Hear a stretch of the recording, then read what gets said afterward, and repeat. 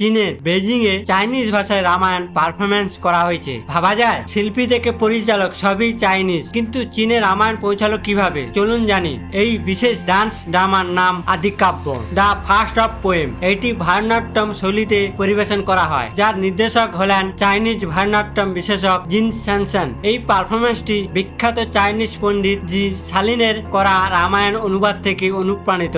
জি শালিন সংস্কৃত ও পার্লি শেখার জন্য জার্মানিতে গিয়েছিলেন, কিন্তু চীনের সাংস্কৃতিক বিপ্লবের সময় তাকে বিপ্লব বিরোধী তকমা দিয়ে জেলে বন্দী করে অথর্ক নির্যাতন করা হয়। জেলখানায় সেই ভয়ানক পরিস্থিতিতে তিনি দমে যাননি। তিনি গোপনে সংস্কৃতিতে 24,000 শ্লোকে চাইনিজ ভাষায় অনুবাদ করেন। বিপ্লব শেষ হওয়ার পর যখন এই বইটি পাবলিশ হয়, তখন পুরো চীনের আলোড়ন সৃষ্টি করে। সি শালিনের এই মহৎ কাজের জন্য ভারত সরকার তাকে পদ্মভূষণ সম্মানে ভূষিত করেন। তিনি ছিলেন প্রথম চাইনিজ নাগরিক যিনি এই সম্মান পান। সংস্কৃতি যে সীমানা মানে না, এই গল্পে তার প্রমাণ। এই অজানা তথ্যটি ভালো লাগলে বন্ধুদের সাথে শেয়ার করুন এবং এমনই আরো ভিডিও পেতে আমাদের সাবস্ক্রাইব করুন।